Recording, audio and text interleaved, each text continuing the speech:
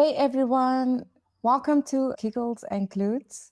I'm Hello. Zoe here with Donaé today, and we're breaking down the secret sauce of a solid fitness plan, as well as how to put that plan into motion or what does that entail.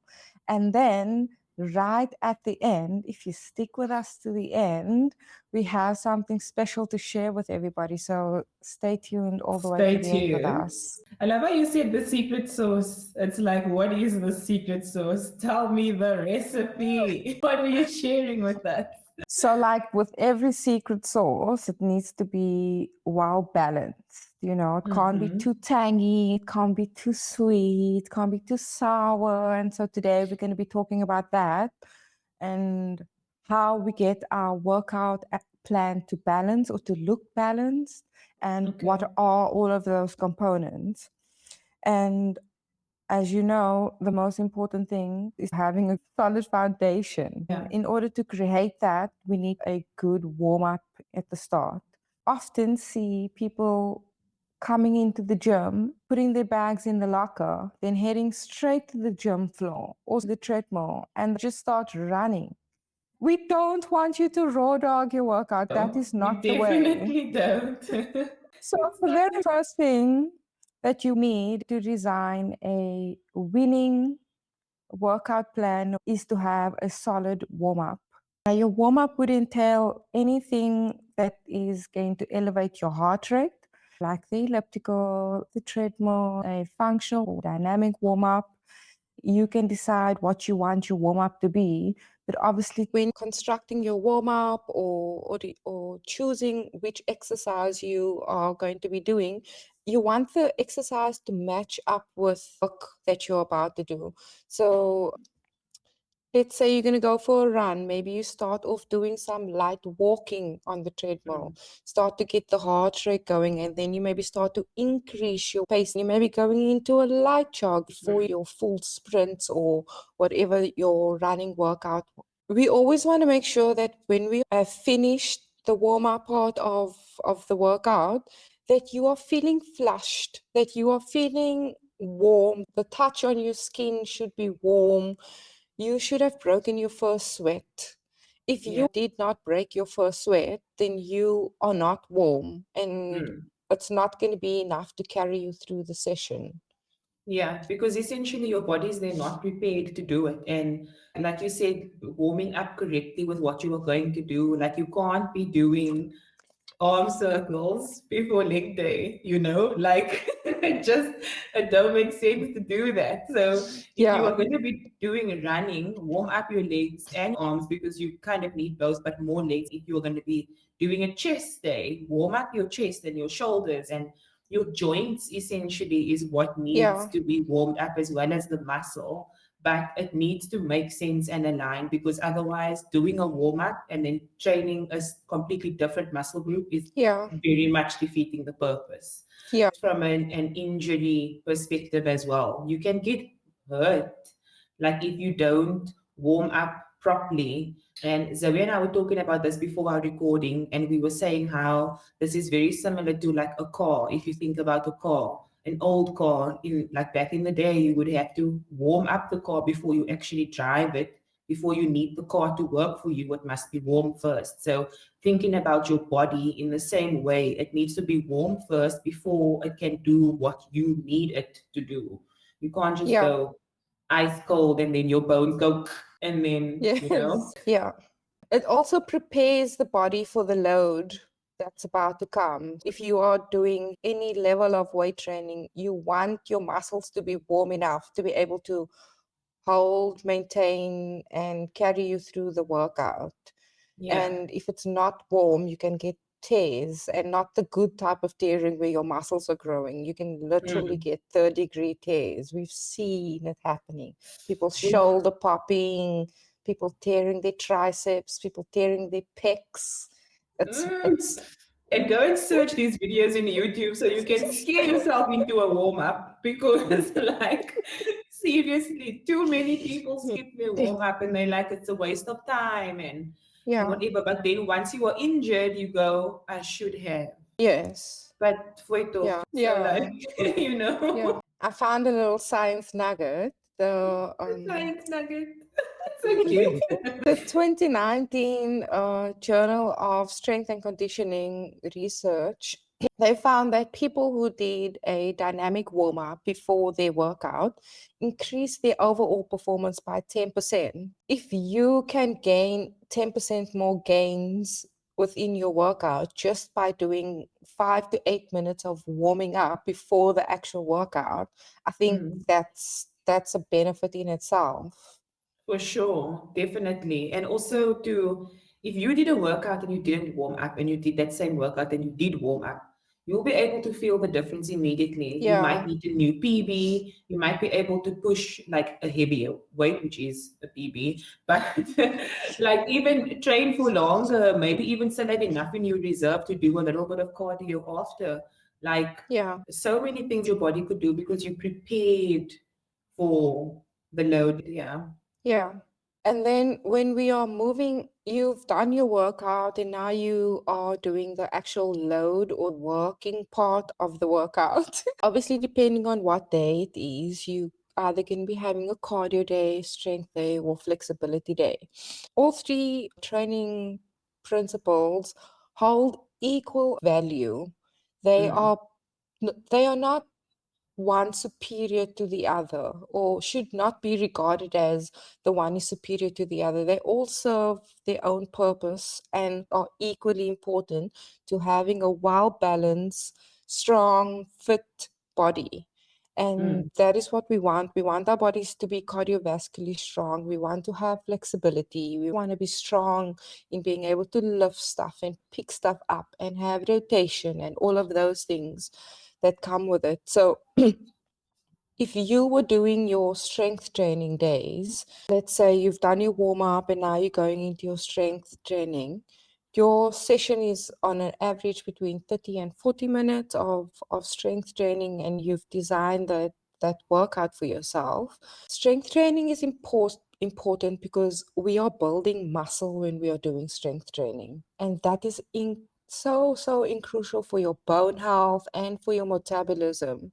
Like, especially in women, a lot of women suffer from osteoporosis, which is a totally preventable illness. Like you can prevent osteoporosis Mm. just by doing strength training because it helps strengthens the bones. We need to think of exercise and weight training as an holistic Yeah, for type sure. of exercise or thing to do instead of just thinking about it as I'm only toning up my body or this thing is only working my body, but it's not only working your body or it's not Mm. only improving or increasing your muscle mass. It's doing so much more than just toning you up. Yeah, it's the longevity of it, and also like I think there's a lot of this is a bit of a side note, but I also think there's a lot of focus women specifically who are only focusing on training their lower bodies, only strengthening their glutes. Yes, our legs are important. We don't want to need a crutch or a wheelchair, but there's also the other parts of your body that is important, like your core and your shoulders and Yeah, your chest and back. Like these things are important because when you get older, your bone density decreases, your muscle mass decreases already. So while you are young, you can build to a certain extent that when you are old, you can still maintain to a certain extent so that it doesn't yeah, decrease that much. And I think that the planning, like you said, depending on what day it is and what muscle groups you work, but to have a plan that touches on everything. Like it yeah. doesn't have to be where you are crazy, like bodybuilding style training, but at least focusing on all those different areas because you are essentially training for longevity. Yeah, definitely. Especially the cardiovascular side where we train Mm, stamina and longevity. You always say plan, routine. And when you are working out your training plan, this is where it comes into knowing which days am I going to be doing cardio, which days am I mm, going to be doing strength, which days am I going to be doing my flexibility and and my mobility. Those are all important. And in each of those, a warm up is needed, an mm. appropriate warm up is needed to match the type of training you're about to be doing. So I got another nugget for us. Tell us what's this nugget with a secret sauce? My science nugget is that the American Heart Association recommends 150 minutes of moderate aerobic exercise per week. So aerobic would be your cardio type of exercise. So 150 minutes, guys. I can That see everybody's eyes going, whoa, that's a lot of minutes. if you break it down into sizable chunks, then it's not that bad. Let's say you're doing your warm up and then you're doing your workout, your strength workout, and then you follow that up with 10 to 30 minutes, depending on where you are at, of cardio, then your cool down. If you do 20 minutes 5 times a week, then how many minutes do you have? 100. 100. So, and that's not even a planned cardio session, if I would put it like that. It's just extra 10 or 20 minutes in addition to your strength workouts. But Yeah. it's not hard to fit in those 150 minutes in the week. Yeah. If you think about the amount of protein that you should have a day compared to what you weigh, it's like 100 grams a day. You're not going to eat all of that in one go. You're going to divide Yeah, it into meals throughout the day. So it's exactly the yeah, same as taking this number. Statistically, this is what you should be doing a week. But if I break it down, yeah, again, make it make sense. Yeah. yeah, that is so true. And then also, please include Let me go. guys, Tane and I are always mispronouncing stuff. It's the funniest thing ever.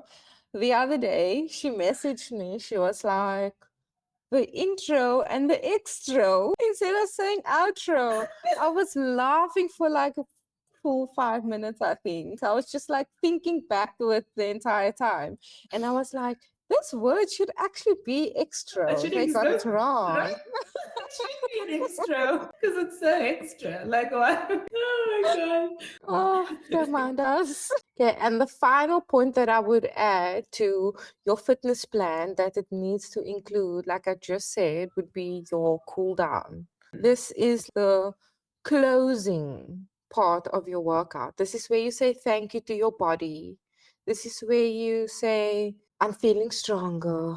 I'm feeling appreciative of where I'm at. Thank you, body, for carrying me through this workout. Let me cool you down to prevent illnesses once again. Can I just say that is so beautiful what you just said? The cool down is like your thank you to your body. People don't realize how much a privilege it is to move. Like movement is a Yeah, privilege so much. yeah, And a lot of people take advantage of the fact that we can walk. To walk is a blessing in its own. But to yeah, celebrate your body by running, going to the gym and doing movement and the things that our bodies carry us through every single day, and a workout, especially where you were like digging really deep and like pushing yourself to the extreme. I really think that's beautiful in the end. I just see on yourself on the stage and the curtain is drawing close and you like yes, your bow. yes. Gratitude. That's definitely how it is. And you know, I'm always in it for a stretch.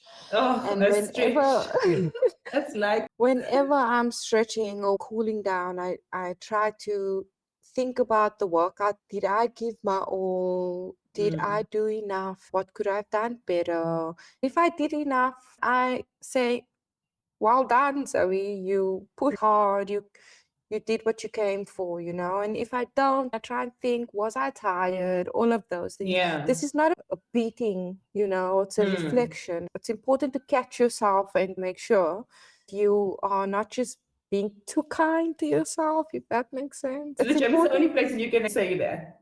Yes, Like, yes. you know, don't be too Like nice to yourself. yeah, you want to Yeah. invoke change in your habits. So you don't want to be too kind to yourself and then you never really achieve change because you're babying yourself so much. Yeah. Sometimes you need to have a stern talk. So even in that reflection period, you can say, didn't really push so much today, but honestly, I had a headache or honestly, I had this, so I feel like this is enough. But if you didn't have those things, it'd be like next time you better You're better, yeah. It's Kick like my yourself client under the actually this ass. morning says to me in the gym, "Do you hate us that much?" And I'm like, "I don't hate you. I'm doing this with love. If I don't push you, you are not going to push yourself. Yeah, And the potential that you have, like you need to be able to explore that potential by pushing yourself, breaking the yeah, barrier, and showing up for yourself. There's also this thing that people say, I don't like it very much, where they say you versus you. It's like you are yeah, fighting yourself. And yeah, some, maybe this is just like my opinion because of like history, that I'm like, I don't want to fight with myself. But then I started saying to myself, it's me for me. I am doing this for me. I'm not fighting myself because it's yeah, reward at the end of the day. I'm doing yeah, this because I see the bigger picture. This is where I want to be.